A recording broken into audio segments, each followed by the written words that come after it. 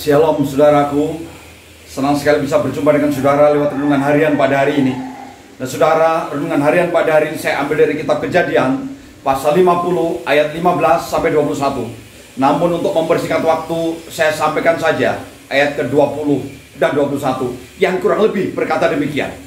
Memang kamu telah merekarkakan yang jahat terhadap aku, tetapi Allah telah merekarkakannya untuk kebaikan, yaitu untuk seperti yang kamu lihat sekarang ini, untuk keselamatan sebuah bangsa yang besar. Karena itu jangan takut, aku akan menanggung makananmu dan makan anak-anakmu juga. Dengan perkataan ini, Yusuf menghibur dan menguatkan saudara-saudaranya. Saudara-saudara yang dikasihi oleh Tuhan, hari ini saya mengajak saudara untuk belajar dari tokoh ini yang bernama Yusuf.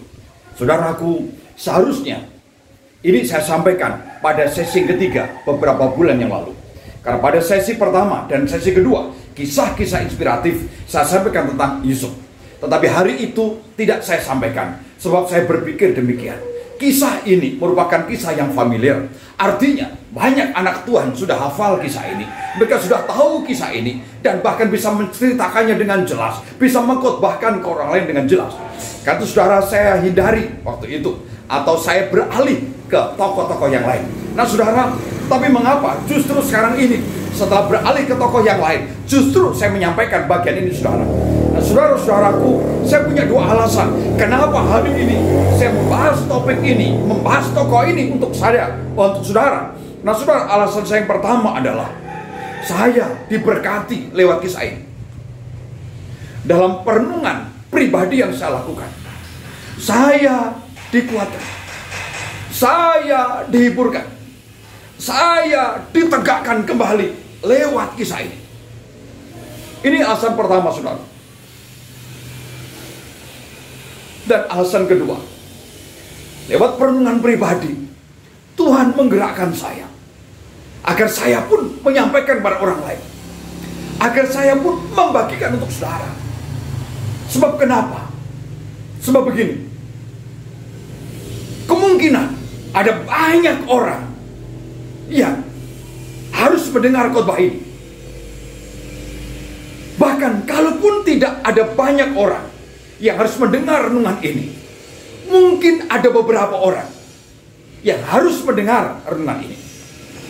Bahkan kalaupun tidak ada beberapa orang, mungkin ada satu orang yang memang sengaja Tuhan siapkan agar mendengar renungan ini, dan lewat renungan ini orang itu diberkati oleh firman Tuhan. Dan barangkali orang itu adalah saudara. Karena itu saudaraku, ayo perhatikan renungan harian ini hingga sampai selesainya nanti. Nah saudara-saudara, Kejadian pasal 50 ini berbicara tentang akhir kisah daripada Yakub. Setelah Yakub meninggal, maka anak-anaknya, yaitu saudara-saudara Yusuf, mereka mencari Yusuf baik lewat perantaraan orang lain ataupun dengan mereka datang sendiri. Mereka datang pada Yusuf, mereka meminta maaf, mereka meminta ampun atas kesalahan-kesalahan mereka. Mereka datang dengan kesungguhan, mereka tidak main-main. Mereka minta maaf, minta ampun atas kesalahan mereka. Dan tidak hanya sampai di situ, bahkan mereka pun saudara, mereka rela menjadi pembantu, mereka rela menjadi budak demi menghapus kesalahan mereka, atau demi agar Yusuf mengampuni mereka. Nah saudara-saudara, mungkin sepertinya berlebihan tindakan mereka. Namun kalau engkau dan saya mengikuti kisah hidup Yusuf dan saudara-saudaranya, ini tidaklah berlebihan. Pikiran mereka tidak mengada-ada, tapi sesuatu yang logis saudara, sesuatu yang wajar mereka lakukan. Kenapa saudara? Karena memang selama hidupnya mereka banyak menyusahkan Yusuf, mereka banyak menyakiti Yusuf dengan tindakan-tindakannya, telah membawa musibah demi musibah kepada Yusuf ini. Sehingga kalau mereka berpikir seperti itu, tentu sangat logis atau masuk akal. Nah saudara, bagaimana tanggapan Yusuf saudara? Bagaimana respon Yusuf tatkala melihat saudara-saudaranya datang dengan sungguh-sungguh kepadanya? Nah saudara, apakah Yusuf seperti yang mereka pikirkan? Ternyata tidak. Yusuf tidak seperti yang mereka pikirkan. Yusuf sama sekali tidak pernah dendam terhadap apapun yang telah mereka lakukan kepadanya. Dan Yusuf tidak pernah berpikir untuk membalas dendam kepada mereka. Tidak ada. Yang ada justru Yusuf mengasihi mereka, Yusuf memaafkan mereka, Yusuf mengampuni mereka. Bahkan Yusuf pun rela menanggung makanan mereka sebagai bukti bahwa Yusuf sungguh-sungguh mencintai mereka. Nah, saudara-saudara, ini sesuatu yang luar biasa. Dari kisah Yusuf ini ada beberapa hal yang harus kita pelajari dan harus kita teladani, saudara. Setidaknya ada 3. Yang pertama, Yusuf adalah seorang yang dewasa. Seorang yang dewasa tidak bisa dilihat dari umur. Bahkan bisa jadi seseorang semakin umurnya bertambah, semakin usianya bertambah, tapi tidak dengan kedewasaannya. Seorang yang dewasa tidak bisa dilihat dari berapa lamanya menjadi seorang Kristen. Kadang-kadang kita jumpai semakin lama menjadi Kristen, semakin lama menjadi Kristen, bukan semakin menjadi lebih baik, bukan semakin menjadi lebih dewasa. Seorang yang dewasa tidak bisa dilihat dari masa pelayanannya. Belum tentu semakin lama melayani Tuhan atau semakin lama mengabdikan hidup kepada Tuhan, semakin dewasa. Nah, saudara-saudara, walaupun seharusnya demikian, namun seorang yang dewasa bisa dilihat dari cara berpikirnya, dari mindsetnya.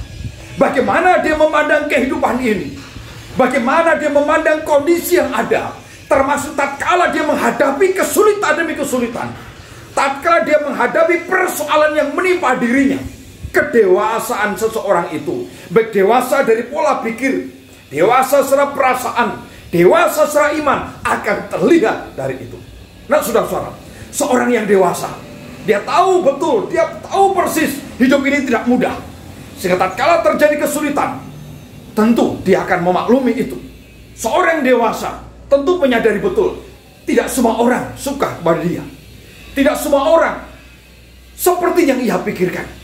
Maka dari itu, tatkala orang tidak suka kepadanya sekalipun, tatkala orang tidak melakukan seperti yang ia harapkan sekalipun, dia juga tidak apa-apa, saudara.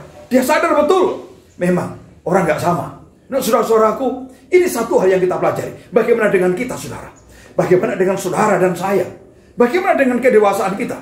Sudahkah kita ini dewasa? Sudahkah pola pikir kita ini dewasa? Sudahkah mindset kita ini dewasa? Dan sudahkah rohani kita ini dewasa? Iman kita ini dewasa? Hanya saudara dan saya yang bisa menjawabnya. Nah, saudaraku, yang kedua, belajar daripada kisah Yusuf ini, saya melihat Yusuf adalah seorang pemenang. Pemenang bukan berarti dia yang harus menang. Pemenang bukan berarti yang bisa mengalahkan orang lain. Pemenang justru orang yang bisa mengalah. Orang yang bisa mengalah demi kebaikan orang lain, dialah pemenang sejati. Orang yang mau mengalah sekalipun dia tidak salah, itulah pemenangnya sesungguhnya. Orang yang mau mengalah asalkan orang lain semakin mengasihi Tuhan, dialah pemenang. Nah, saudara-saudara, itu Yusuf alami. Yusuf mengalah. Yusuf tidak membalas. Walaupun dia mampu lakukan itu, dia sanggup lakukan itu, tidak sulit, saudara. Tapi Yusuf tidak mau mempergunakan itu. Yusuf tetap mengalah demi kebaikan, demi keselamatan saudara-saudaranya. Nah, saudara-saudara yang dikasihi Tuhan, bagaimana dengan saya dan saudara? Adakah orang-orang yang menyakiti kita? Adakah engkau mendapati hal ini, saudara? Orang-orang yang terus mengecewakanmu, yang menyakitimu, yang membuat engkau susah. Bahkan mungkin karena orang itu, karena perkataannya, karena apa yang ia lakukan, engkau sulit tidur. Engkau terus dalam kondisi terhimpit dengan berbagai persoalan. Nah, saudara-saudara, bagaimana sikapmu saat ini? Adakah engkau akan membalas itu? Adakah engkau akan membalas mereka? Seorang pemenang, saudara, tidak akan pernah membalas. Seorang pemenang tidak akan lakukan pembalasan. Yang ada justru mengampuni. Yang ada justru mengalah. Yang ada justru demi kebaikan orang lain. Demi kebaikan orang lain, sekali lagi saya ulangi, dia tetap akan mengalah. Dan terlebih demi pekerjaan Tuhan, demi nama Tuhan dipermuliakan, dia rela diperlakukan dengan tidak wajar sekalipun, asalkan Tuhan yang ia percaya, Tuhan yang ia layani, dimuliakan maulinya. Mudah-mudahan saya dan saudara menjadi orang-orang yang adalah seorang pemenang. Nah, saudaraku, yang ketiga, yang terakhir, saudara, belajar daripada kisah Yusuf, saya melihat Yusuf adalah seorang yang sebenarnya sungguh-sungguh percaya kepada Tuhan. Nah, saudara, apa arti percaya kepada Tuhan? Percaya kepada Tuhan berarti mempercayakan hidup kepada Tuhan. Mempercayakan hidup kepada Tuhan berarti dalam situasi dan kondisi apapun, dia tidak pernah meragukan. Selalu tetap percaya kepada Tuhan dan percaya kepada Tuhan. Nah saudara, kalau kondisi enak memang mudah percaya Tuhan. Kalau kondisi menyenangkan memang mudah percaya Tuhan. Badan sehat, uang banyak, semuanya lancar. Pelayanan bisa dengan mudah kita lewati. Tidak ada kesulitan yang berarti. Memang bisa mudah kita ngomong percaya kepada Tuhan. Namun tak kala kondisi terjadi sebaliknya. Kekecewaan menimpa, kesulitan menimpa, sakit penyakit menimpa, persoalan demi persoalan menimpa. Bagaimana saudara? Apakah tetap percaya kepada Tuhan? Apakah tetap yakin bahwa Tuhan hadir dalam hidupnya? Bahwa Tuhan membela dia? Bahwa Tuhan menguatkan dia? Nah saudara-saudara, belajar daripada Yusuf. Belajar satu yang penting ini saudara. Percaya kepada Tuhan dalam situasi dan kondisi apapun.